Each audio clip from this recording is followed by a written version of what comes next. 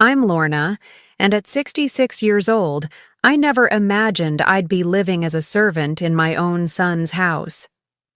For 2 years now, I've been walking on eggshells around Nola, my daughter-in-law, watching every word I say and every move I make. But what happened that Tuesday afternoon changed everything forever. The smell of roasted chicken filled the kitchen as I carefully arranged the plates on the dining table. I'd spent the entire morning preparing Desmond's favorite meal, hoping it might ease the tension that had been suffocating our home for weeks. Nola had been particularly cruel lately, finding new ways to remind me that I was nothing more than a burden in their lives. "Is lunch ready yet?" Nola's voice cut through the quiet like a blade. She appeared in the doorway wearing one of her expensive workout outfits, the kind that cost more than my monthly Social Security check.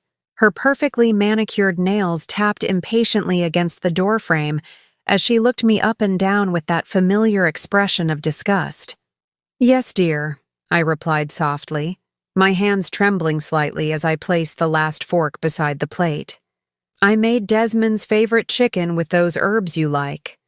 She walked to the table, her heels clicking against the hardwood floor with each deliberate step.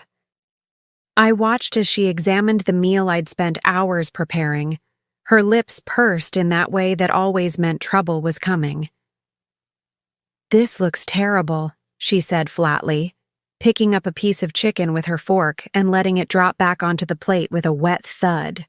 "Look at this grease. Do you want Desmond to have a heart attack?" My stomach nodded.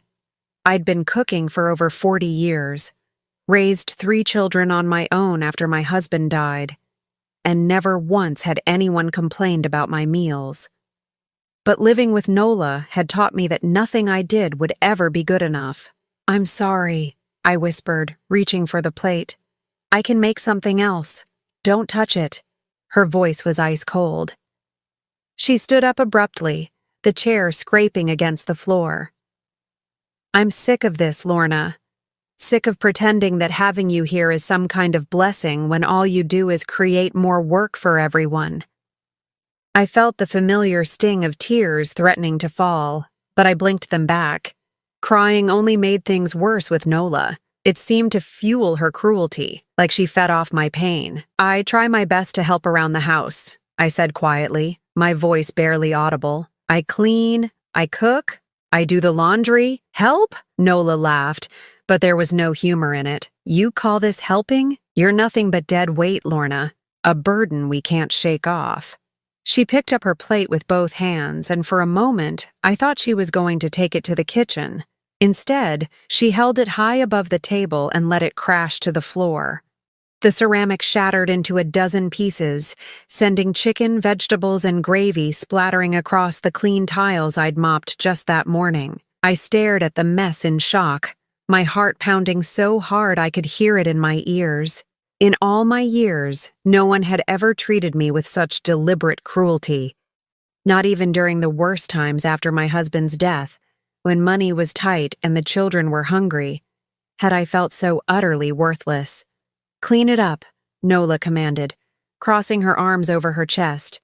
"And while you're down there scrubbing like the good little servant you are, maybe you'll remember your place in this house." My knees were already aching from the arthritis that had been getting worse each year, but I slowly lowered myself to the floor. The tears I'd been holding back finally spilled over as I began picking up the larger pieces of broken plate.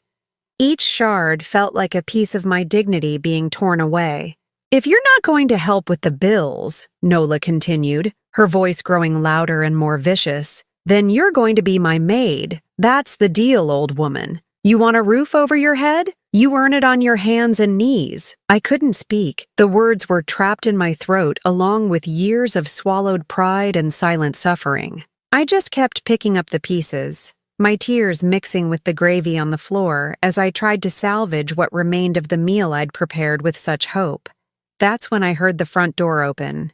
Heavy footsteps echoed through the hallway, and I knew Desmond was home from work. My heart sank even further. Now he would see me like this, on my hands and knees, crying over spilled food like some broken old woman who couldn't even serve a proper meal. "Nola, Mom, I'm home," his voice called out from the entryway. I heard him set down his briefcase and keys on the hall table, the same routine he'd followed every day for the past 2 years. His footsteps grew closer, and I tried frantically to wipe my eyes with the back of my hand, hoping he wouldn't notice I'd been crying. When Desmond appeared in the dining room doorway, I was still on my knees, surrounded by broken ceramic and scattered food. Nola stood over me with her arms crossed, like a queen surveying her conquered territory. For a moment, nobody moved. Nobody spoke. The silence stretched between us like a wire pulled too tight. I looked up at my son, this man I'd raised from a baby, whom I'd sacrificed everything for, hoping to see some flicker of concern in his eyes.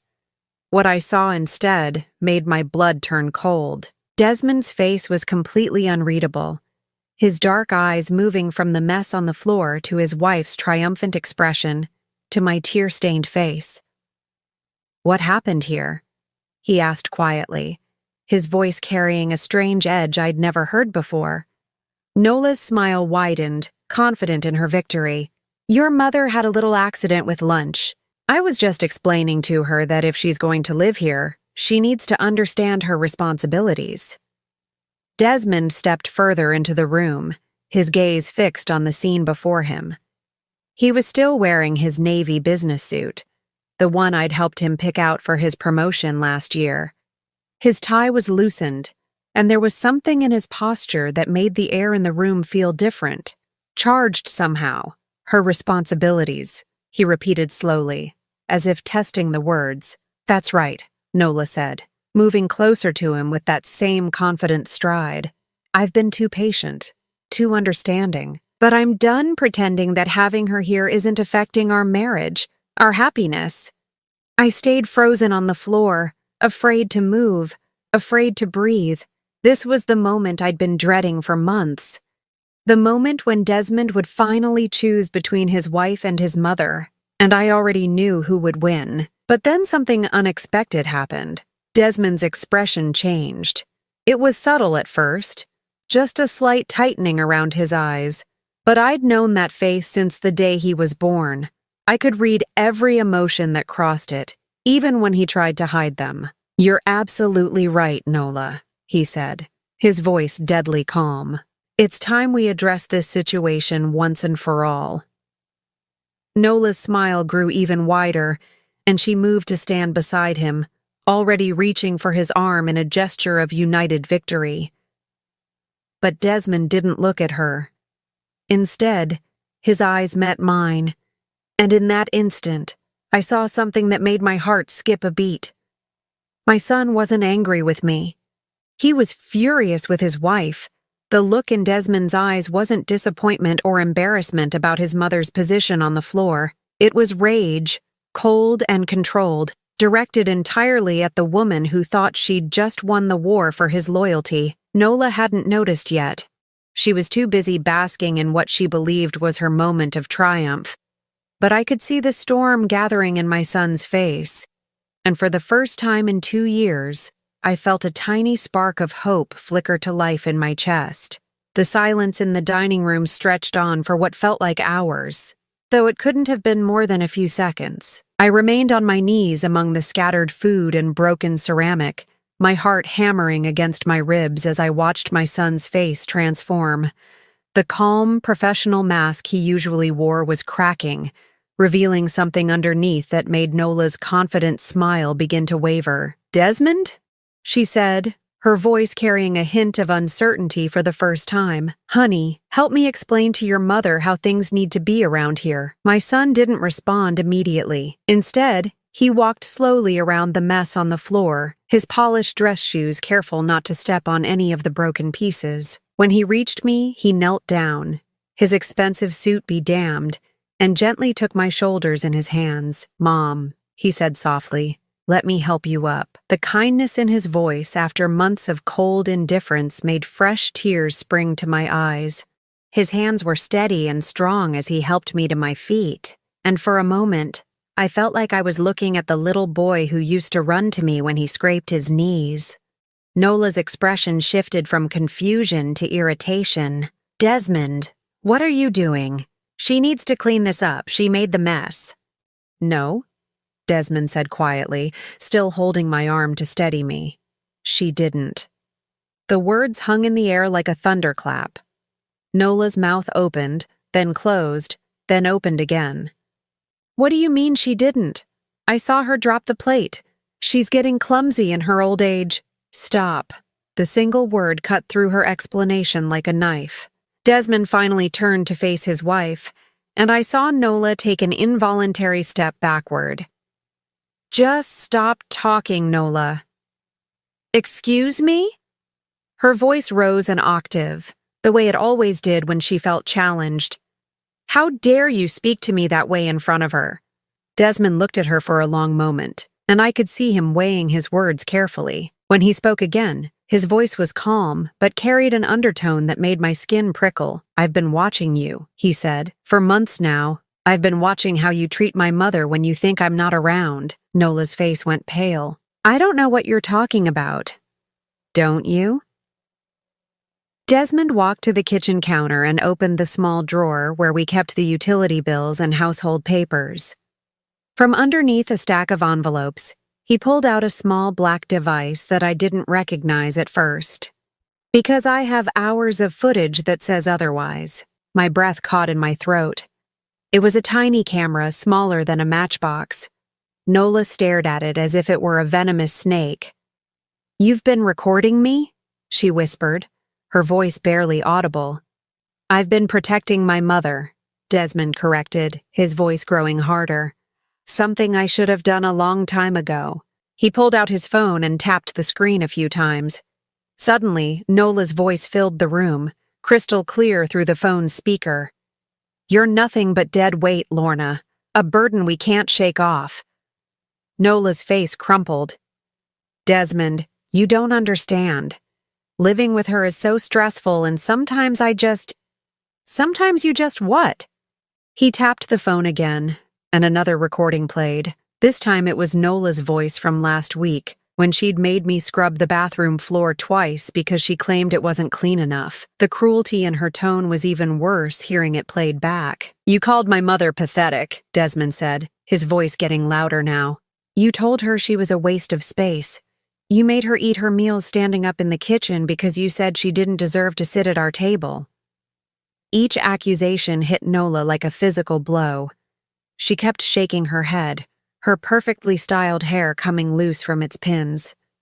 You're taking everything out of context. You don't see how she provokes me. How she what? Desmond's voice was rising now, months of suppressed anger finally breaking free. How she cleans our house, how she cooks our meals, how she does our laundry and never asks for anything in return except basic human decency? I stood frozen by the dining table, afraid to move or speak. I'd never seen my son like this before. The Desmond I knew was quiet, diplomatic, someone who avoided confrontation at all costs. This man standing in our dining room was someone else entirely, someone who'd been pushed too far. I had to install cameras in my own home, he continued, his voice breaking slightly, because I couldn't believe my own wife was capable of treating an elderly woman, my mother, like an animal. Nola's composure completely shattered. How long? She demanded. How long have you been spying on me? 3 months, Desmond said without hesitation. Ever since Mom lost 15 pounds and I noticed she was jumping every time a door slammed.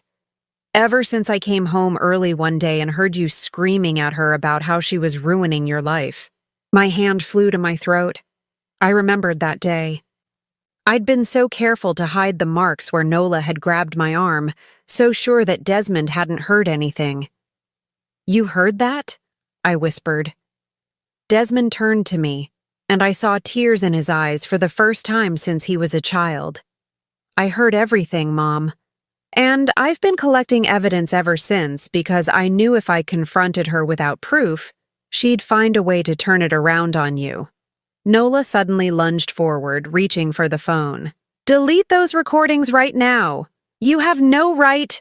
Desmond pulled the phone away, his reflexes quicker than hers. I have every right to protect my mother in her own home. This isn't her home, Nola screamed, all pretense of control finally gone. This is my house, mine and yours. She's just a guest who's overstayed her welcome. The words echoed through the room like gunshots. Even Nola seemed shocked by her own viciousness, covering her mouth with her hand as if she could take them back. Desmond stared at his wife for a long moment, and when he spoke, his voice was so quiet I had to strain to hear him. You're right, Nola. This isn't Mom's home, but it's not yours either. Nola frowned, confusion replacing the anger on her face. What do you mean? I mean, Desmond said, walking to the kitchen counter and pulling out a folder I'd never seen before, that this house is in my name only. The mortgage, the deed, the insurance, all of it. You never contributed a single dollar to the down payment, and you've never made a single mortgage payment. He opened the folder and spread several official-looking documents across the counter. I've been married to you for 3 years, Nola, and in all that time you've never held a job for longer than 2 months. Every bill in this house, every grocery purchase, every utility payment has come out of my account or my mother's Social Security check. Nola's face went from pale to gray. Those were just temporary setbacks. I was looking for the right opportunity. You were looking for someone to take care of you, Desmond interrupted. And when my mother moved in, you saw her as competition for my attention and resources.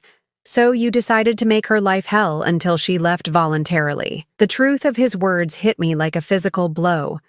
All this time, I'd thought Nola's cruelty was just personality differences, cultural clashes, the normal friction that comes with multiple generations living under one roof.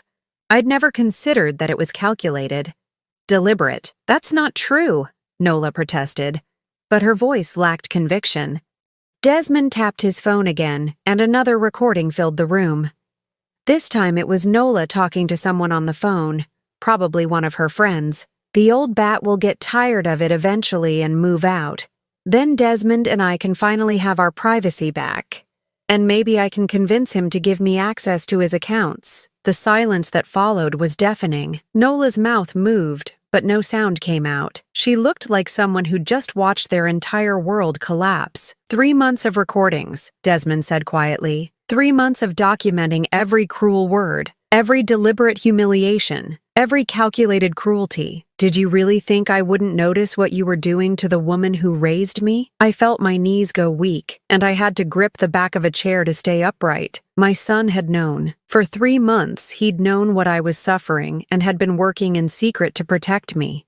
All those times I'd felt so alone, so abandoned. He'd been watching, planning, gathering evidence.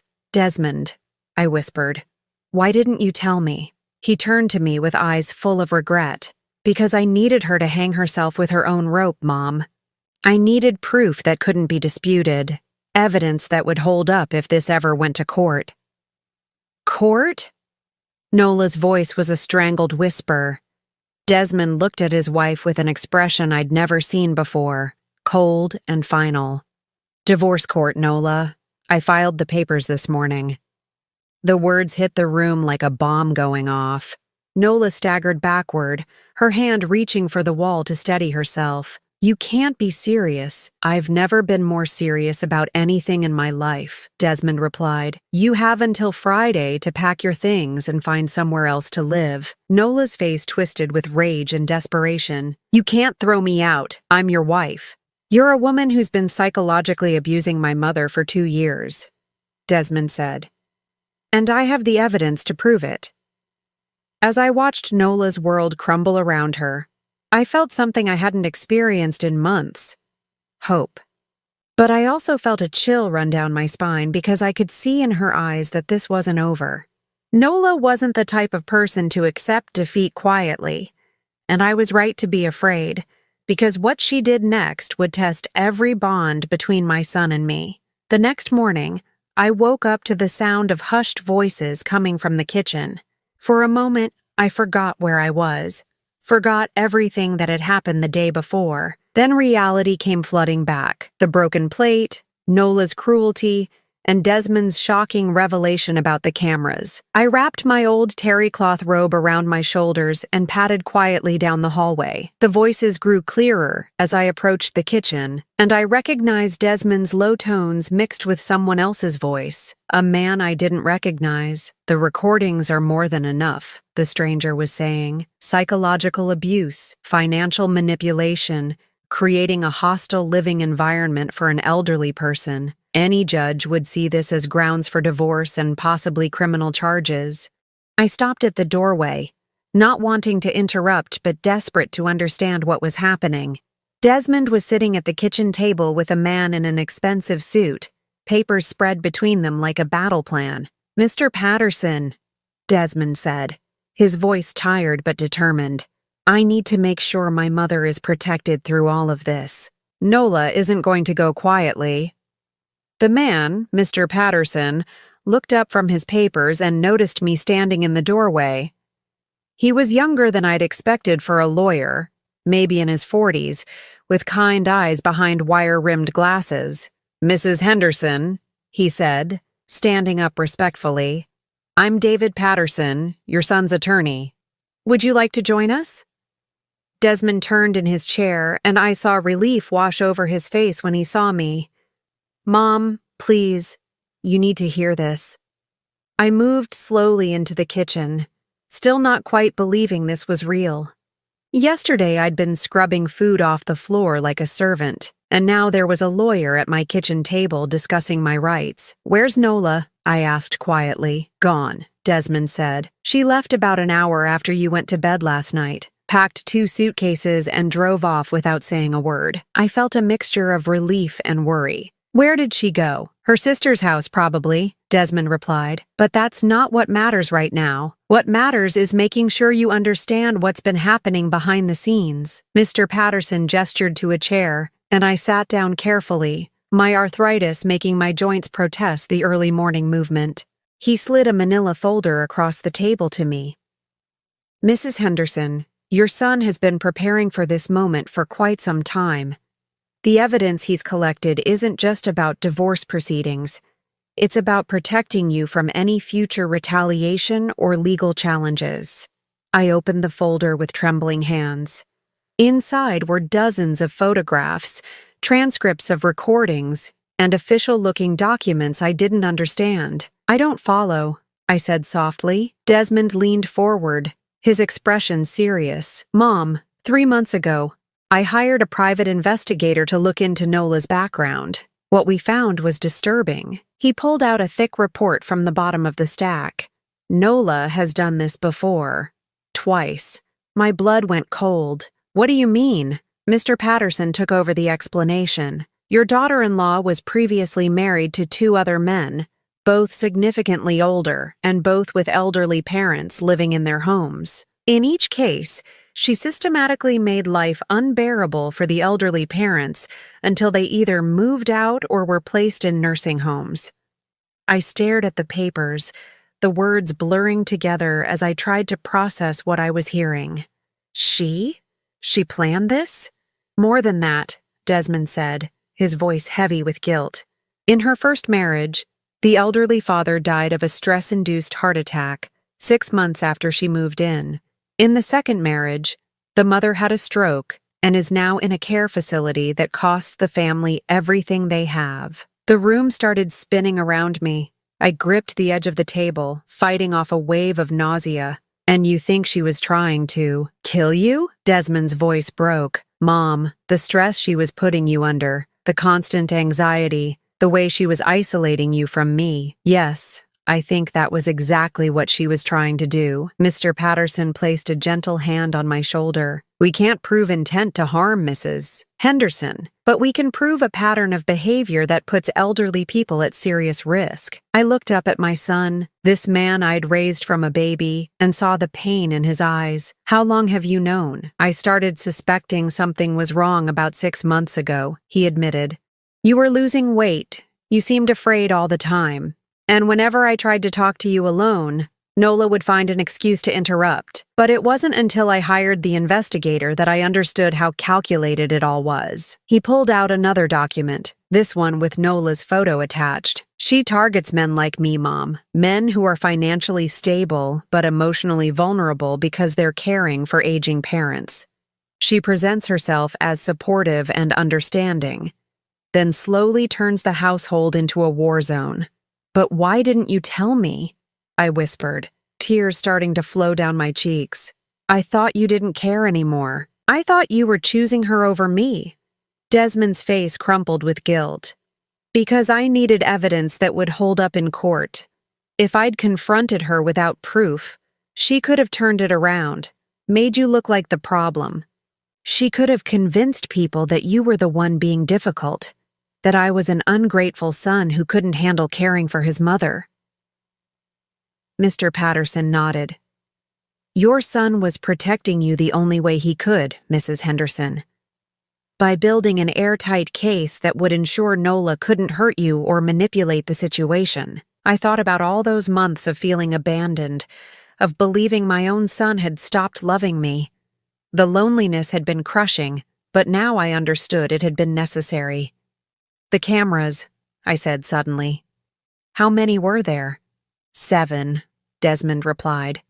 "Kitchen, dining room, living room, laundry room, and 3 different angles in the hallways. I needed to document everything she was doing when she thought no one was watching."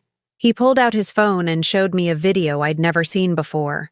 It was from last month, when Nola had cornered me in the laundry room and screamed at me for 20 minutes because I'd folded her shirts wrong. Watching it back, I could see how calculated her cruelty was, how she positioned herself to block the exit, how she used her height to loom over me intimidatingly. She knew exactly what she was doing, I breathed.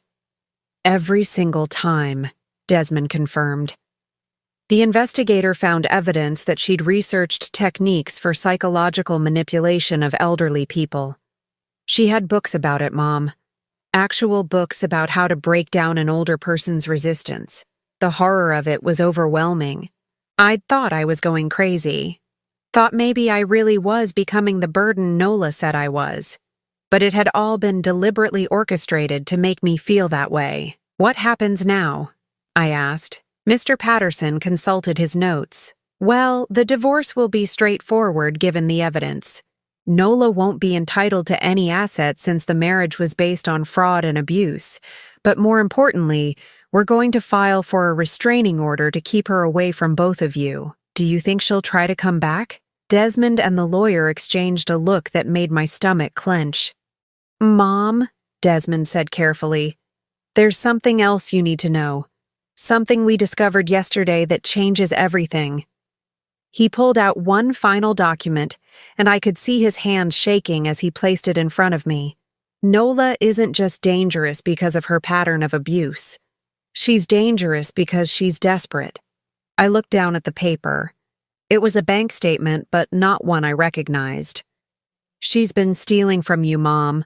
For over a year, she's been taking money from your Social Security direct deposit before it even reaches your account." The numbers on the page swam before my eyes. Thousands of dollars. Money I'd thought was going to help with household expenses. Money I'd willingly contributed thinking it was my fair share. "How much?" I whispered. $14,000, Mr. Patterson said quietly. "She set up a secondary account with your information and has been diverting a portion of your benefits each month." I felt like I was falling through the floor. Not only had she been psychologically torturing me, she'd been stealing from me. A woman living on Social Security, taking what little financial security I had. "But here's the thing that really scares me," Desmond continued. "According to the investigator, when Nola's previous schemes fell apart, she didn't just disappear quietly. She escalated." "What do you mean, escalated?" Mr. Patterson opened another file. "In her first marriage, after the elderly father died, She tried to convince her husband that his mother had left him money that was rightfully hers. When that didn't work, she started spreading rumors in the community that the son had been abusing his father. In the second marriage, Desmond added, after the mother had her stroke, Nola tried to get power of attorney over the woman's finances. When the family refused, she filed false reports with Adult Protective Services claiming the family was neglecting the mother's medical care. I stared at them both, hardly able to breathe. And you think she'll do something like that to us? I think, Desmond said grimly, that Nola is going to try everything she can to destroy our relationship and take whatever she can get in the process. The question is whether we'll be ready for her when she does. Just then, my phone rang. The caller ID showed a number I didn't recognize, but when I answered, Nola's voice came through the speaker, sweet as honey and twice as poisonous. "Lorna, darling," she said, "we need to talk." The look of alarm that passed between Desmond and Mr. Patterson told me everything I needed to know. The war wasn't over. It was just beginning. Nola's voice on the phone was so different from the woman who had screamed at me just 24 hours ago that I almost didn't recognize her. Gone was the venom, the cruelty that had become her trademark. Instead, she sounded vulnerable, almost childlike. "Lorna, please don't hang up," she continued when I didn't respond immediately. "I know you must hate me right now, but I need you to understand something important." Desmond was frantically gesturing for me to put the phone on speaker, while Mr. Patterson pulled out a small recording device. I pressed the speaker button with trembling fingers. "What do you want, Nola?" I managed to say. "I want to apologize," she said, and I could hear what sounded like tears in her voice.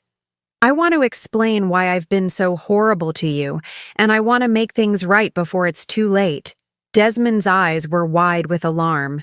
He grabbed a notepad and quickly scribbled, "Don't believe her. This is part of her pattern."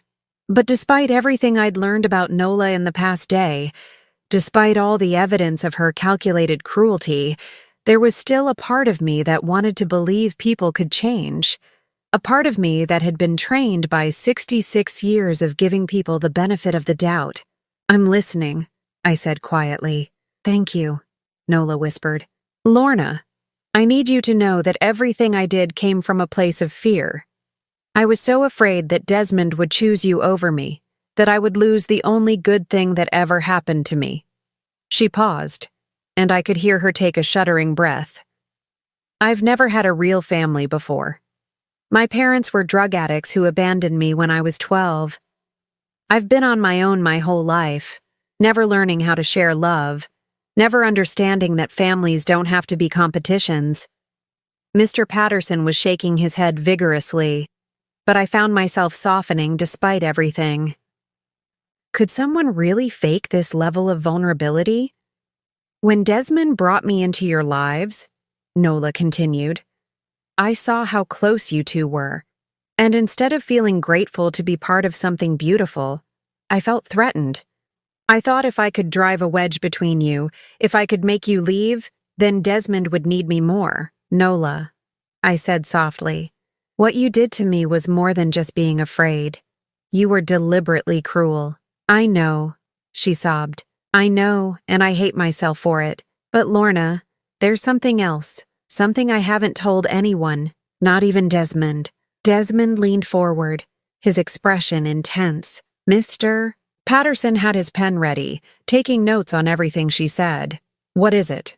I asked. "I'm pregnant." The words hit the kitchen like a physical blow. Desmond went completely white, his mouth falling open in shock. Mr. Patterson's pen stopped moving. I felt my heart skip several beats. "How far along?" I whispered. 3 months, Nola said. "I found out the day after you moved in with us, and I panicked. I was so afraid that Desmond would choose his mother and his grandchild over me, that he would push me aside once the baby came. I looked at my son, saw the conflict raging across his face. A grandchild. The possibility of being a grandmother had always seemed remote, especially after Desmond's first marriage ended in divorce with no children. "Does Desmond know?" I asked. He knows now, Nola said. I told him this morning, right before I called you. I couldn't keep lying anymore. Desmond found his voice. Mom, put the phone down. We need to talk privately. But Nola must have heard him because her voice became urgent, desperate. Please don't let him shut me out, Lorna. I know I don't deserve forgiveness, but this baby deserves a chance to have a real family, a grandmother who loves them. The manipulation was so subtle, so expertly crafted, that even knowing what I knew about Nola's past, I felt myself wavering. A grandchild would change everything. Could I really ask my son to choose between his mother and his unborn child? I need to think, I said. There's no time to think, Nola replied, and for the first time I heard an edge creep back into her voice. Desmond has already filed divorce papers. He's trying to throw away our marriage, our future, our baby's future, because of what happened between us. What happened between us was abuse, I said firmly. It was a misunderstanding. Nola's voice was rising now, the mask slipping. It was stress and pregnancy hormones and two women learning to live together. But Desmond is treating it like I'm some kind of monster. Desmond grabbed the phone from my hands. You are a monster, Nola, and I don't believe for 1 second that you're pregnant. There was silence on the other end of the line, and when Nola spoke again, her voice was ice cold. You want proof? Fine. Meet me at Dr. Morrison's office at 3 o'clock. I'll show you the ultrasound. And then we'll see who the real monster is when you abandon your pregnant wife and unborn child. She hung up before any of us could respond. The kitchen fell silent except for the ticking of the wall clock and the sound of my own ragged breathing. Desmond was staring at the phone as if it were a venomous snake. She's lying, he said finally. She has to be lying. Mr. Patterson consulted his watch. It's 11:30 now. Dr. Morrison's office would have records if she's been a patient. We could call and verify. No, Desmond interrupted. If she is pregnant, if there really is a baby, then everything changes. I felt a weight settling in my chest like a stone. What do you mean? I mean I can't divorce a pregnant woman, Mom. I can't abandon my child, even if the mother is. He struggled to find the words. Even if the mother is an abuser, I finished for him, even if she's dangerous. Desmond's shoulders sagged. What kind of man would I be if I left my pregnant wife? What kind of father would I be if I put my child through a divorce before they're even born? Mr. Patterson cleared his throat. Mr. Henderson, if I may, pregnancy doesn't erase abuse. Courts understand that staying in an abusive situation isn't healthy for anyone, including unborn children. But how can I ask my mother to live with someone who's carrying my child? Desmond looked between us, anguish written across his face. How can I ask Mom to endure more abuse for the sake of my marriage? The question hung in the air like a sword waiting to fall. I looked at my son, this good man who was being torn apart by an impossible choice, and I felt something break inside my chest. You don't have to ask me anything, I said quietly. Both men turned to look at me. If Nola is really pregnant, I continued, then you need to focus on being a father. I can find somewhere else to live. Mom, no, Desmond said immediately. I won't let her drive you out of your home. This isn't my home, I said, echoing Nola's words from the day before. It's yours. And if you're going to have a family, you need space to build it. I won't let you sacrifice yourself for my mistakes, Desmond said firmly. I married Nola. I brought her into our lives. This is my responsibility to fix. Mr. Patterson looked uncomfortable. Perhaps we should confirm the pregnancy before making any major decisions. At 2:45, we were sitting in the waiting room of Dr. Morrison's office. Desmond hadn't spoken during the entire drive, and I could see the muscles in his jaw working as he stared at the floor. Mr. Patterson had stayed behind to continue reviewing the legal options, but he'd made us promise to call him immediately after the appointment. When Nola walked in, I barely recognized her. She was wearing a simple sundress instead of her usual designer outfits. Her hair was pulled back in a plain ponytail, and her face was free of makeup. She looked young and vulnerable, nothing like the woman who had terrorized me for months. "Thank you for coming," she said softly, sitting in the chair across from us. "I know this is hard for everyone." A nurse called her name before either of us could respond, and we followed her into a small examination room. Dr. Morrison was a kind-faced woman in her 50s who seemed genuinely pleased to see Nola. "Mrs. Henderson?" she said warmly. "You're right on schedule for your 12-week appointment. How are you feeling?" My heart sank. 12 weeks. The timeline matched exactly with what Nola had told us. "Much better now that my family is here," Nola replied, reaching for Desmond's hand. He didn't pull away, but I could see the tension in his posture. The ultrasound machine hummed to life, and Dr. Morrison spread gel across Nola's exposed belly. Within moments, the screen filled with the grainy black and white image that I recognized from when Desmond was born 35 years ago. "There's your baby," Dr. Morrison said, pointing to a small shape on the screen. "Strong heartbeat, good size for gestational age. Everything looks perfect." I watched Desmond's face as he stared at the screen, saw the exact moment when the reality hit him. He was going to be a father. Despite everything Nola had done, despite all the evidence of her cruelty and manipulation, there was an innocent life growing inside her. "Can we have a picture?" Nola asked quietly. Dr. Morrison printed several copies of the ultrasound image and handed them to Desmond. "Congratulations, Dad. First baby?" "Yes," Desmond whispered, his voice thick with emotion. As we left the doctor's office, Nola walking between Desmond and me like she belonged there, I felt the last of my hope crumble. She had won. With one strategic pregnancy, she had guaranteed that she would never truly be out of our lives. But what I didn't know, what none of us realized until it was too late, was that Nola's victory was about to become the very thing that destroyed her completely, because there was one detail about that ultrasound, one crucial piece of information that would change everything, and we were about to discover it in the most devastating way possible. The ride home from Dr. Morrison's office was the longest 30 minutes of my life. Desmond drove in complete silence, the ultrasound pictures sitting on the dashboard between us like a surrender flag. Nola sat in the passenger seat, her hand resting protectively over her belly, occasionally glancing back at me with what looked like genuine remorse.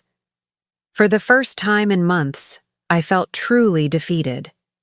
Everything we'd discovered about Nola's past, all the evidence Desmond had gathered, the lawyer's careful plans.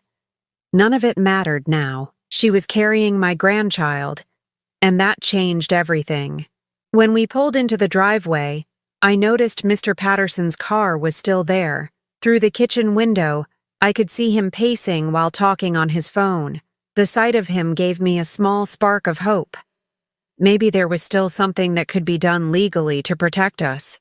"I'll make some tea," I offered as we walked into the house, falling back into my familiar role of the peacekeeper. "That would be nice, thank you," Nola said softly. She settled onto the couch and patted the cushion next to her. "Desmond, will you sit with me? We need to talk about our future." I busied myself in the kitchen, trying not to listen to their conversation but unable to help myself. Through the doorway, I could see Desmond sitting stiffly beside his wife, his hands clasped tightly in his lap. "I know you don't trust me anymore," Nola was saying, "and I understand why, but this baby changes things, doesn't it? We have to find a way to make this work." "Making it work doesn't mean going back to how things were," Desmond replied carefully. "What you did to my mother was unacceptable, pregnant or not." "I know," Nola agreed quickly, "and I want to make amends. I want to show both of you that I can be better." Mr. Patterson emerged from the dining room, his expression troubled. He nodded at me as I carried the tea tray into the living room, then cleared his throat to get everyone's attention. "I'm sorry to interrupt," he said, But I just got off the phone with our investigator and there's something you all need to know. Nola's face went pale. What kind of something? Mr. Patterson pulled out his tablet and set it on the coffee table. We've been tracking Nola's movements and communications since yesterday, as part of building our case. What we discovered this morning raises some serious questions about the timing of this pregnancy. My hands began to shake as I poured the tea. Something in the lawyer's tone suggested we were about to learn something terrible. What do you mean? Desmond asked. Mr. Patterson swiped his tablet screen, bringing up what looked like a series of photographs. These were taken 3 days ago at the Riverside Women's Clinic, about 40 miles from here. The first photo showed Nola walking into a medical building.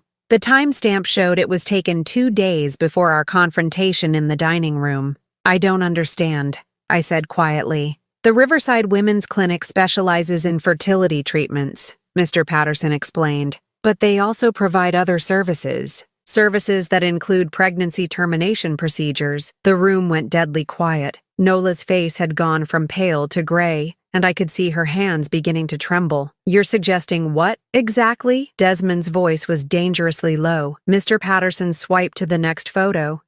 This one showed Nola leaving the same building, but the timestamp was different. It was from yesterday morning, just hours before she'd called me claiming to be pregnant. I'm suggesting, Mr. Patterson said carefully, that we need to verify the authenticity of that ultrasound. Nola shot to her feet so quickly she knocked over her teacup, sending hot liquid spilling across the coffee table. How dare you? How dare you spy on me and then question my pregnancy? Sit down, Nola, Desmond said quietly, but there was steel in his voice. I will not sit down and listen to these accusations. I'm carrying your child, and this man is trying to destroy our family with lies and conspiracy theories. Mr. Patterson remained calm. Mrs. Henderson, if you're truly pregnant, then a simple blood test will confirm it. Dr. Morrison could run one this afternoon. I already proved I'm pregnant. Nola gestured frantically toward the ultrasound pictures. You saw the baby. You heard the heartbeat. We saw an ultrasound image, Mr. Patterson corrected. But ultrasound images can be manipulated, especially with modern technology. What we need is verification that this particular ultrasound actually came from your body. I felt the room starting to spin around me. Are you saying she faked the ultrasound? I'm saying it's a possibility we need to rule out, Mr. Patterson replied, especially given what our investigator discovered about the clinic visits. Desmond stood up slowly, and I could see the terrible realization dawning in his eyes. The first visit to the clinic was 3 days ago. That's exactly when you started acting different, Nola. When you suddenly became apologetic and started talking about wanting to make things right. That's a coincidence, Nola protested, but her voice was rising to that familiar pitch that signaled panic. And the second visit was yesterday morning, Desmond continued, his voice getting stronger. Just before you called Mom with your sob story about being pregnant and afraid. You're both crazy! Nola spun around to face me, desperation clear in her eyes. Lorna, you can't believe this nonsense. You saw the ultrasound yourself. But I was remembering something that had bothered me in the doctor's office, something I hadn't been able to put my finger at the time. Dr. Morrison called you Mrs. Henderson, I said slowly. Nola blinked. So? But you never legally changed your name when you married Desmond. I remember because it caused problems with the insurance paperwork. The color drained completely from Nola's face. You used my name to establish a patient relationship with Dr. Morrison, Desmond said, the pieces falling into place. You pretended to be pregnant under a false identity. Mr. Patterson was already on his phone. Dr. Morrison, this is David Patterson, attorney for Desmond Henderson. I need to speak with you about a patient using the name Mrs. Henderson. Yes. I'll hold. Stop, Nola whispered. Please, just stop. But Mr. Patterson was already speaking to the doctor. Yes, I understand patient confidentiality, but we have reason to believe someone has been using a false identity. Yes, the ultrasound from this afternoon. I watched Nola's face crumble as Mr. Patterson listened to whatever Dr. Morrison was telling him. When he hung up, the silence in the room was suffocating. Dr. Morrison confirmed that the ultrasound images we saw today were not from a current patient named Mrs. Henderson, he said quietly. They were archive images from a patient who gave birth 6 months ago, someone who had given permission for her ultrasounds to be used for educational purposes.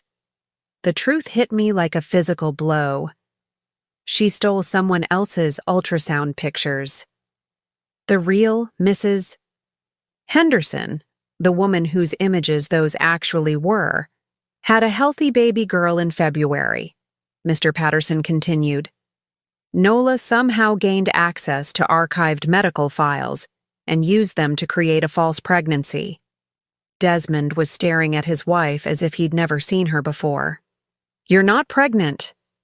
"I was trying to save our marriage," Nola burst out, all pretense finally abandoned. "I was trying to give us a chance to be a real family. By lying about a baby, I couldn't keep the horror out of my voice. By giving you something more important to focus on than your precious relationship with him." Nola pointed an accusatory finger at me. "I knew if there was a grandchild involved, you'd both do anything to make the marriage work, including forcing me to live with my abuser," I said quietly. "You're not abused," Nola screamed. "You're spoiled. You're a selfish old woman who can't stand to see her son happy with someone else." The mask was completely off now. This was the real Nola, the woman who had tormented me for months, the woman who had calculated every cruelty to drive me away from my own son. "Get out," Desmond said, his voice barely above a whisper. "What?" "Get out of my house, right now, before I call the police and have you arrested for fraud, theft, and elder abuse." Nola looked around the room desperately, searching for someone to take her side, but there was no one left. She had played her final card and lost everything. "You'll regret this," she said, her voice turning venomous again. "Both of you will regret choosing her over me." "The only thing I regret," Desmond replied, "is not protecting my mother from you sooner." As Nola gathered her things and stormed out of the house, slamming the door so hard the windows rattled, I felt something I hadn't experienced in months. Relief so profound it made my knees weak. But there was something else too. Something deeper than relief. For the first time in my life, I had witnessed my son choose me unconditionally, not out of duty or obligation, but out of love and respect. The nightmare was finally over. But the real healing was just beginning. 6 months later, I was standing in the kitchen of what had truly become my home, watching the morning sun stream through the windows as I prepared breakfast for two. The house felt different now, lighter somehow, as if Nola's departure had lifted a darkness that had been suffocating us all. The divorce had been finalized 3 months ago. Mr. Patterson had been right about the evidence being overwhelming. When faced with criminal charges for fraud, identity theft, and elder abuse, Nola had agreed to a quick, quiet dissolution of the marriage with no contest. She'd even returned most of the money she'd stolen from my Social Security, though Mr. Patterson suspected she'd hidden more than she admitted to. The restraining order was still in effect, and as far as we knew, Nola had moved to another state. There had been no phone calls, no surprise visits, no attempts at manipulation. It was as if she had simply vanished from our lives, leaving behind only the memories and the hard-won wisdom of having survived her psychological warfare. "Mom, you don't have to cook breakfast every morning," Desmond said as he entered the kitchen, already dressed for work in one of his navy suits. "I can grab something on the way to the office." "I want to," I replied, plating his eggs and bacon. "Besides, it's nice having someone to cook for who actually appreciates it." He sat down at the kitchen table, the same table where Nola had thrown that plate 6 months ago, and took a bite of his breakfast. "This is perfect, thank you." We ate in comfortable silence for a few minutes, something that would have been impossible during the Nola years. Back then, every meal had been a minefield of tension, waiting for the next cruel comment or deliberate provocation. Now, breakfast was peaceful, a quiet time for us to connect before Desmond left for work. "I have something to tell you," Desmond said as he finished his coffee. My stomach clenched reflexively, a response I was still working to overcome. Months of living with Nola had trained me to expect bad news, and I was slowly relearning that conversations with my son didn't have to be filled with dread. "What is it?" I asked, trying to keep my voice calm. "I've been seeing someone," he said quietly. "Her name is Sarah, and she's a teacher at the elementary school near my office. We've been dating for about a month now." Relief flooded through me, followed immediately by happiness. Desmond deserved to find love again, real love with someone who would treat him and our family with respect. "Tell me about her," I said, settling back into my chair with my own cup of coffee.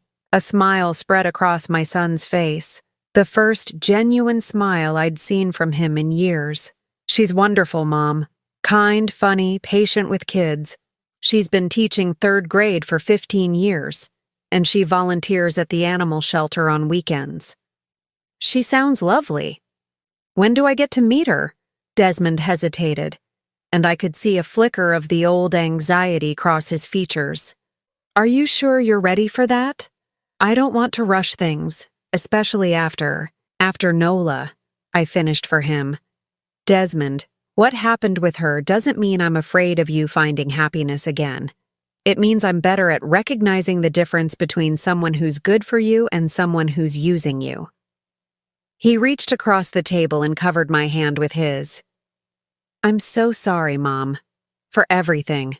For not seeing what she was doing sooner, for not protecting you better, for making you feel like I'd chosen her over you. You did protect me," I said firmly. "Maybe not in the way either of us would have preferred, but you found a way to gather the evidence we needed to get rid of her permanently. You saved us both." I should have trusted my instincts from the beginning. I knew something was wrong when you started losing weight and seemed afraid all the time. I should have confronted her immediately instead of playing detective. I squeezed his hand. "If you'd confronted her without evidence, she would have found a way to turn it around on us. She was that manipulative. The way you handled it ensured that she couldn't wiggle out of the consequences." "Still," Desmond said, "I hate that you suffered for so long while I was building my case." "The suffering is over now," I replied. "And maybe it had to happen the way it did so we could both learn how strong we really are." It was true. The past 6 months hadn't just been about healing from Nola's abuse. They'd been about rediscovering who we were as mother and son, rebuilding a relationship that had been damaged long before Nola came into our lives. "Speaking of Sarah," Desmond said, changing the subject with obvious effort, "I was hoping you might join us for dinner this weekend. Nothing fancy, just the 3 of us here at home." "I'd love that," I said, meaning it completely. After Desmond left for work, I walked through the house, taking inventory of how much had changed. The dining room where Nola had humiliated me was now a bright, welcoming space where Desmond and I played cards in the evenings. The living room where she'd spent hours on the phone bad-mouthing me to her friends was now filled with books and plants and the comfortable quiet of a real home. I'd made changes too. With Nola's cruelty no longer sapping my energy and confidence, I'd started taking better care of myself. I'd gained back the weight I'd lost, started doing the gentle yoga videos I'd always wanted to try, and even joined a book club at the local library. For the first time in years, I had friends again. Women my own age who appreciated my company and treated me with respect. The phone rang, and I smiled when I saw the caller ID. It was Margaret, one of my book club friends. "Lorna, dear," she said in her warm voice. "I hope you don't mind me calling so early, but I wanted to make sure you were still planning to come to the meeting this afternoon. We're discussing that mystery novel you recommended." "I wouldn't miss it," I replied. "Should I bring snacks?" "Only if you want to, but we all love those cookies you made last time." After we hung up, I realized I was humming as I started gathering ingredients for Margaret's favorite chocolate chip cookies. When was the last time I'd hummed while doing housework? When was the last time I'd felt genuinely excited about spending time with friends? The answer came to me immediately. not since before Nola. She had systematically isolated me from everyone and everything that brought me joy, convincing me that I was too much of a burden to deserve friendship or happiness. As I measured flour and sugar, I thought about the woman I'd been during those dark months, frightened, isolated, convinced that I was worthless. It seemed impossible that I'd ever felt that way about myself, but I knew it was important to remember, not to dwell on the pain, but to appreciate how far I'd come. The afternoon book club meeting was exactly what I needed. 8 women ranging in age from 55 to 78, all intelligent and opinionated, and unafraid to debate the finer points of plot and character development. Margaret had been right about the cookies. They disappeared within minutes of my arrival. "Lorna," said Helen, a retired nurse who'd become one of my closest friends, "you look wonderful today. There's something different about you." "I feel different," I admitted. "Stronger, I guess. More like myself than I've been in a long time. It shows," Helen replied. "You know, when you first joined our group, you seemed so tentative, like you were afraid to take up space. Now you jump right into our discussions with both feet." After the meeting, as I drove home through the familiar streets of my neighborhood, I realized Helen was right. I had been afraid to take up space, afraid to have opinions, afraid to exist fully in my own life. Nola had trained me to make myself small, to apologize for my very existence. But that woman was gone now. In her place was someone I was still getting to know, a woman who had opinions about books and politics, who could bake cookies that made people smile, who deserved respect and kindness and love. When I pulled into the driveway, I saw Desmond's car was already there. He was home early, which usually meant good news of some kind. "Mom," he called as I came through the front door. "Could you come into the living room for a minute?" I found him sitting on the couch next to a woman I'd never seen before. She was in her early 40s, with warm brown eyes and graying hair pulled back in a simple ponytail. She stood up when I entered the room, extending her hand with a genuine smile. "You must be Lorna," she said. "I'm Sarah. Desmond has told me so much about you." As I shook her hand, I found myself studying her face, looking for any signs of the false sweetness or calculating coldness I'd learned to recognize in Nola. But Sarah's smile reached her eyes, and there was nothing performative about her warmth. "He's told me about you too," I replied. "All good things." "I hope you don't mind me dropping by unexpectedly," Sarah said. "I was in the neighborhood and Desmond invited me to stay for dinner. But if this is too much too soon, I completely understand." I looked at my son, saw the hope and nervousness in his expression, and felt my heart expand with love for this man who was finally learning to trust his own judgment about people. "Too soon?" I said, walking toward the kitchen. "Nonsense. I was just about to start cooking, and I always make too much food anyway. Sarah, do you like pot roast?" As the 3 of us worked together to prepare dinner, Sarah chopping vegetables while Desmond set the table and I seasoned the meat, I felt something I hadn't experienced in years. The simple joy of sharing a meal with people who genuinely cared about each other.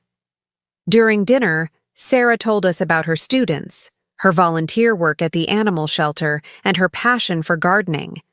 She asked thoughtful questions about my book club and listened intently to my answers. When Desmond mentioned that I'd been the one to teach him to cook, she asked if I'd be willing to share some recipes.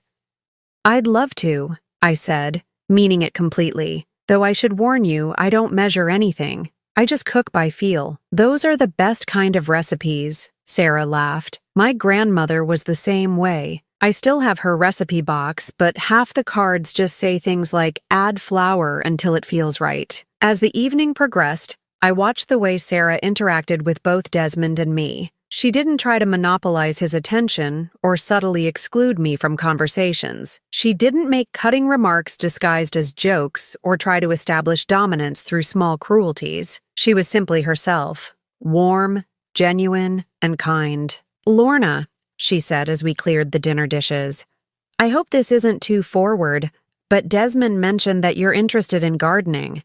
I've been working on a vegetable garden in my backyard, and I could really use some advice from someone with more experience.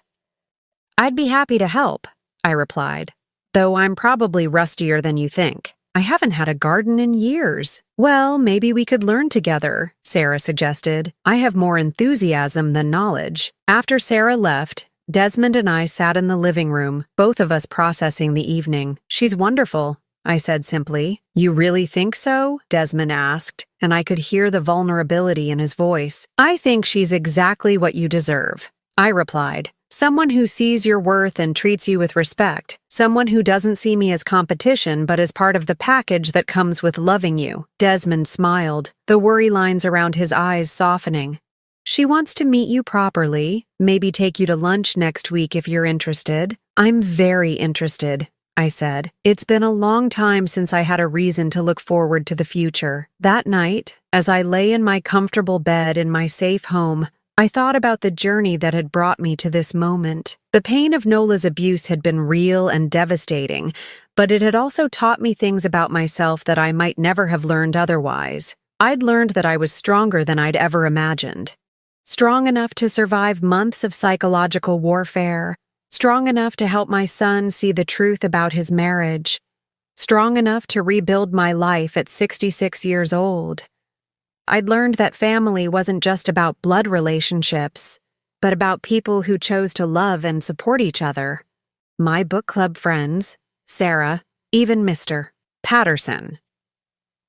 They were all part of my family now in ways that mattered.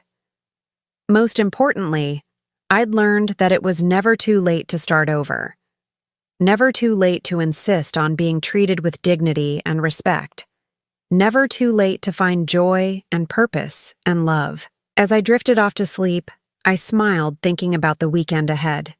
Dinner with Desmond and Sarah, lunch with my book club friends, maybe a trip to the garden center to pick out plants for the vegetable garden Sarah and I would create together. For the first time in years, I was excited about tomorrow, and that, I realized, was the greatest victory of all. Now I'm curious about you who listened to my story. What would you do if you were in my place? Have you ever been through something similar? Comment below, and meanwhile, I'm leaving on the final screen 2 other stories that are channel favorites, and they will definitely surprise you. Thank you for watching until here.